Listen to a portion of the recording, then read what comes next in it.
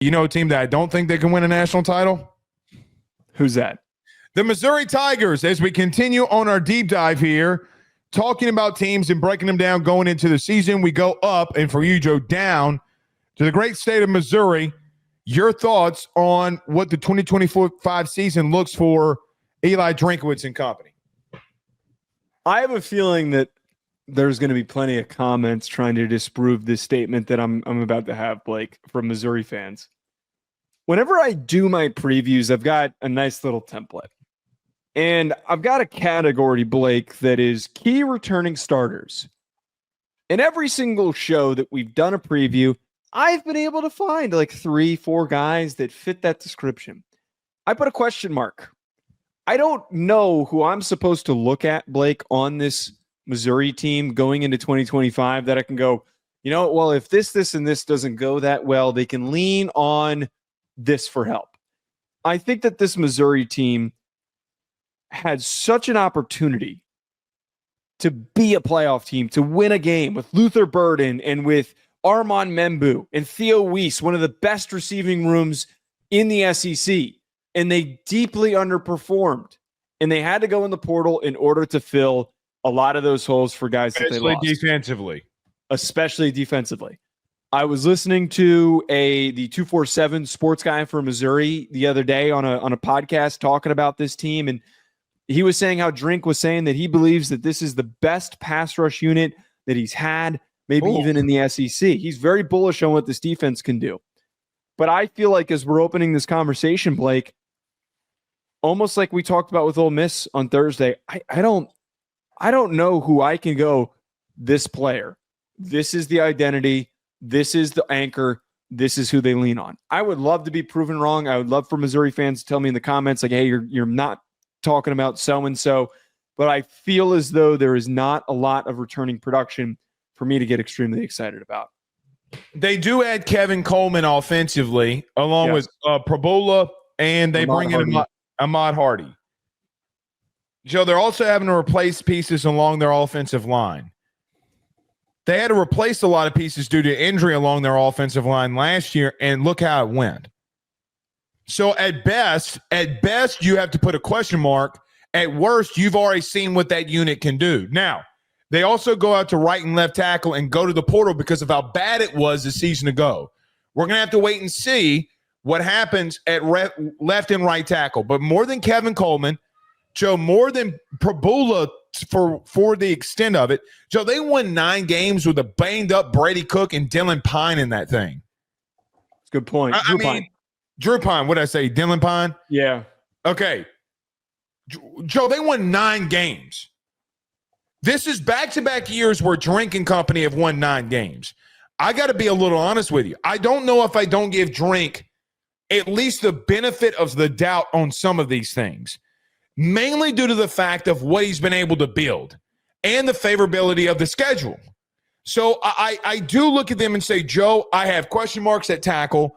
Who's going to be that wide receiver that steps up? Is it going to be Kevin Coleman, who, for what it's worth, Joe, on a bad Mississippi State team last year and a true freshman quarterback with no offensive line, Kevin Coleman went off in the same conference. He went off. By the way, in a much tougher schedule, the number 2 strength of schedule in the country, Mississippi State. They played 8 ranked opponents in 9 weeks. They had you love to find a way to make Mississippi State sound good. I don't know. You were the most supportive Mississippi State fan, I guess. You do realize in a month, they played Georgia, they played Ole Miss, they played Texas, and they played, Tennessee? Joe, they faced 4 out of the 5 weeks they played playoff teams. They lost to Toledo, Blake. They got their asses kicked by Toledo. Okay, come on, man. You got to start making them out to be something. But Levy's got work to do. Sure, but Kevin Coleman didn't. Yes, I give Coleman credit. Well, that's where I was trying to go before you rudely interrupted my ass. I'm just giving you shit. Shit. Okay, Joe, he went up against Georgia's secondary, Texas's secondary, Ole Miss's secondary, and I think it was Tennessee's secondary. Hold on now. He went off in some of these games. That's the point that I was trying to make about bringing him in over Luther in replace of Theo Weiss and Luther Burden. Joe, what's Beau Pribula going to do? What's he going to be? Because, look, I think that we have some understanding of what the SEC could be as a whole at the quarterback position. We're high on a lot of guys. There's a guy in Beau Pribula we have not even talked about. Like, no one has mentioned him. We haven't mentioned that he had 10 rushing touchdowns in Penn State the last 2 years. We don't mention that Drew Allard got hurt a season ago, and the reason that people were high on Beau Pribula was because of some of the things that he did. So, Joe, I think that they have a lot of upside, but is the upside the playoff? I don't know if I can go there. Defensively, I know that Drink has brought up the pass rush, but they brought in Nate Johnson, who only had 2.5 sacks a year ago at App State. Now he had 7.5 the year before. Joe, we're going to have to wait and see on that too. Damon Wilson's a wait and see guy as well who came in. And you lost James Nawari, like the guy that you brought in that you thought would be that dude. Joe, I'm gonna have to hit the brakes on them defensively because there were some games that defense, Joe, A&M hosed them. Like what? Come on now.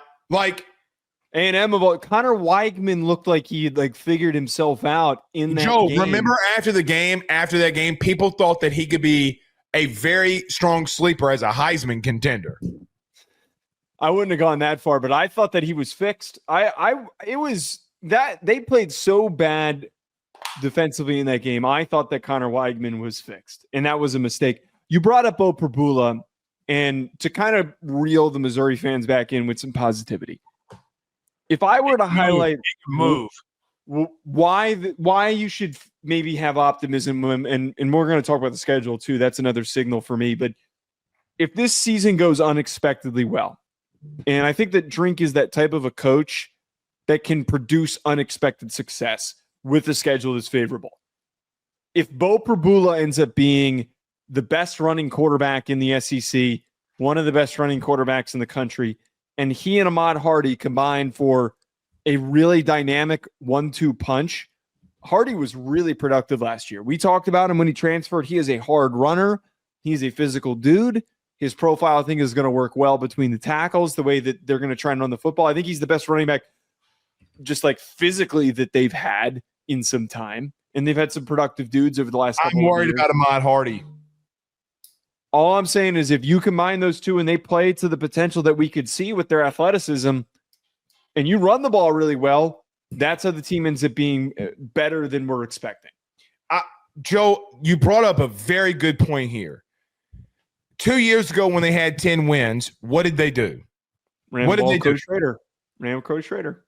Hand the ball to Cody Schrader, right? They go into a bowl game against Ohio State. Bowl games certainly don't matter when a Missouri beat Ohio State. Remember? It didn't matter then because Blake, we're down our third-string quarterback, our second-string quarterback, whatever. The bottom line is everything that Drink builds off of offensively is based off of that run game. I am worried about Ahmad Hardy for one reason, Joe. He's under 5'10", and he's 205 pounds. Now, there's been guys in the SEC that have been able to run and do some effective things. He was a crazy man at ULM a year ago. A crazy man. Had over 1,300 yards. It will be interesting to see if they can get him the ball out in space by throwing him the football. But here's one thing. I say all that. Joe, they've nailed it in the portal at the running back positions. Noel last year, Cody Schrader, and now you bring in Ahmad Hardy. Joe, they've had a really good eye at going in the portal and getting RBs. You got to give Drinkwitz that. If they can stay healthy and get better along that offensive line at tackle. Joe, they went out and got 2 starters at tackle. Maybe they'll be able to get over that hump and win one more game than they lost a season ago. I want to go to them defensively. Joe, they bring in Josiah Trotter from West Virginia. They bring in Nate Johnson, who we talked about. You do bring back Zion Young, who had 2.5 sacks a year ago, and Marvin Burks. Joe, my question would be is, can they replenish themselves in some of the things they did defensively? They can be good and high on what they did on the edge. Joe, there were moments and times last year that this team got obliterated through the air. Obliterated. So let's hope that they can. But man, you brought in 8 dudes from the portal. That's a lot of dudes there. I feel like defensively they had so much potential 2 years ago, and then obviously LSU steals away Blake Baker, and what was something for them to lean on has been really shaky and inconsistent. I always feel really weird when a coach is like super bullish, like when speaking to the media about a position group before the season, before guys even, because coaches don't do it. They don't. I mean, you'll very rarely hear a coach like really say that they think that their unit's one of the best in the conference, one of the best in the country. Time. Hold on. Okay. They brought in 2 tackles.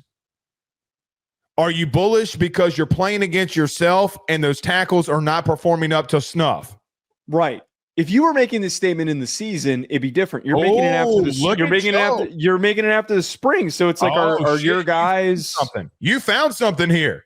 I don't know if I did or not, but I'm just trying to say it feels. I don't go listen to a lot of other coaches talk after the spring. I mean, hell, Ryan Day said he basically said they sucked. and Marcus Freeman and Kalen DeBoer all talking about their quarterbacks. They're like, yeah, they're good. They don't want to give anything away. Why? Sark came out and said Arch Manning has been okay at best. That's his exact. And I've heard the opposite. I have heard Arch Manning is like the second coming. Everyone's fucking freaking out about what Arch can do. But yeah, no, most coaches are lukewarm. It feels really weird when we hear that much excitement. But can I read their schedule really quick before we hold on. Here? Can I add on to that point really quickly? Go ahead. This is why I would love to see some preseason games, because if you're doing it against yourself, you might overcompensate for what's happening. I did that a year ago. I thought LSU would be able to run the football with Will Campbell and the boys.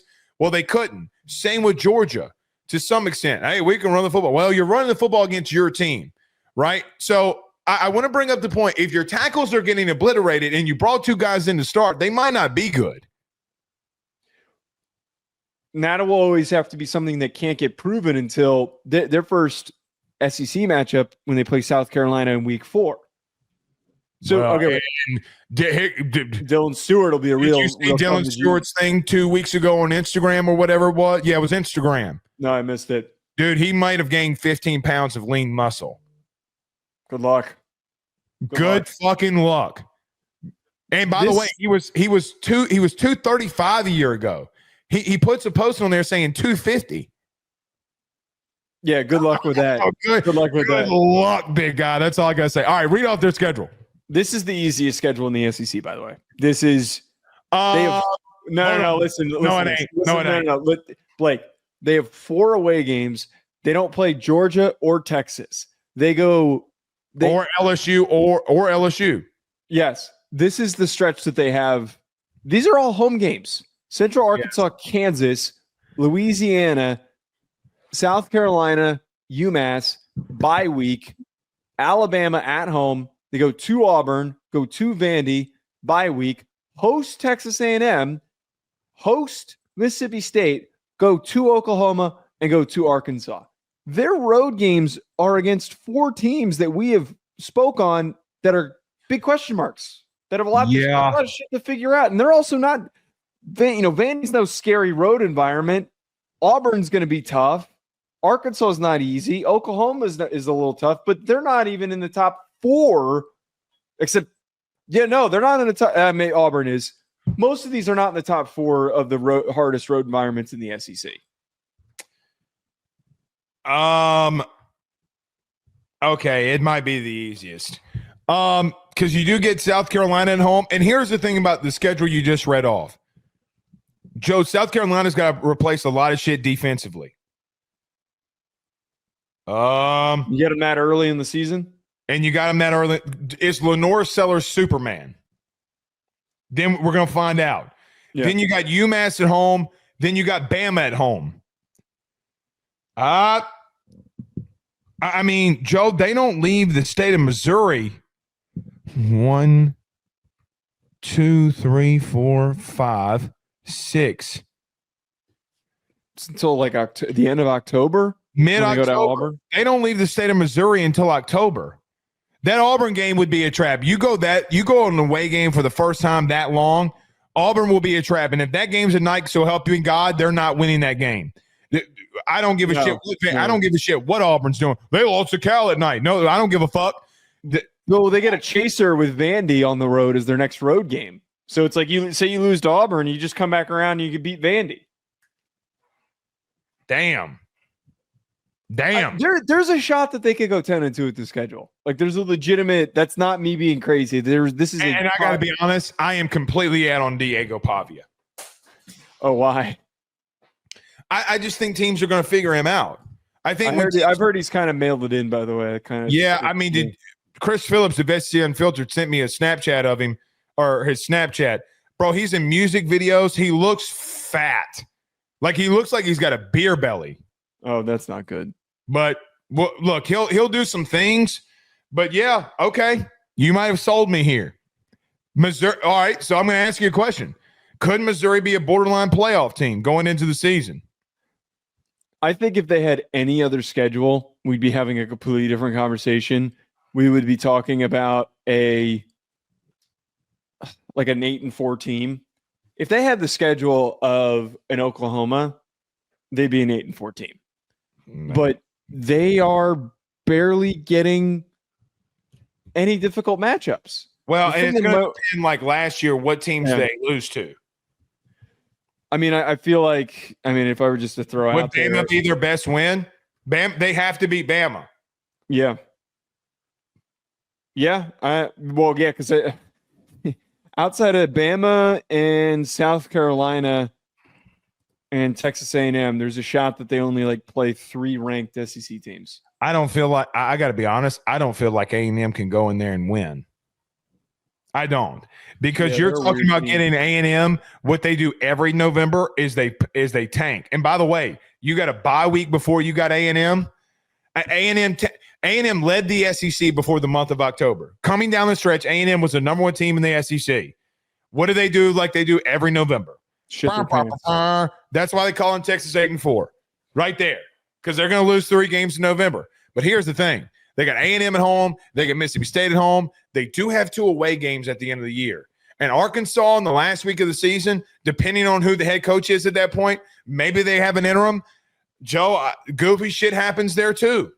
Right. Goofy shit happens in Arkansas in November.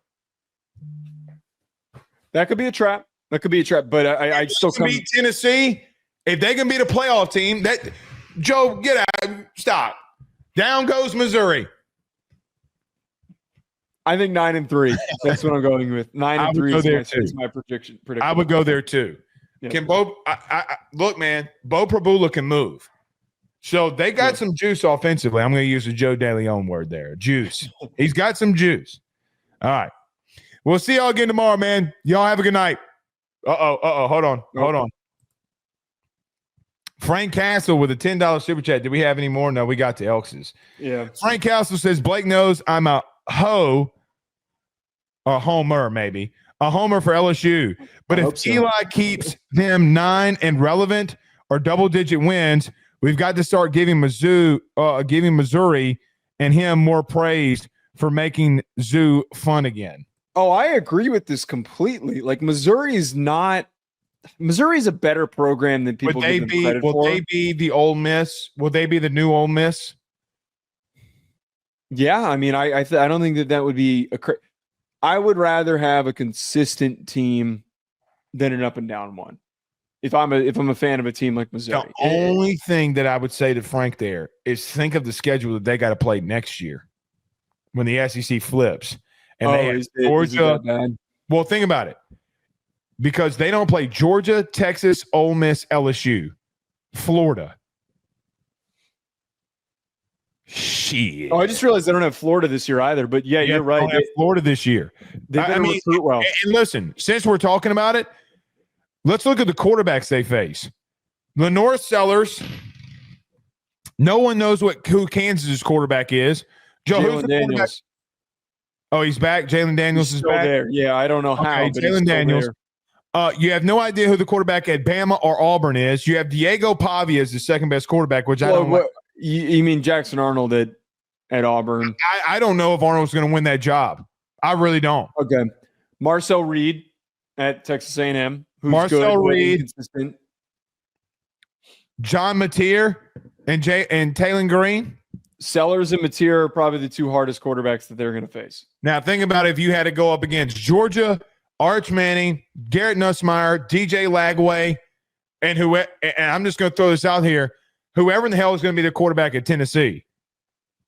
Because they don't have that could be FaZe and Brandon by then. Right. Or, I mean, that's the thing. You don't face Tennessee either.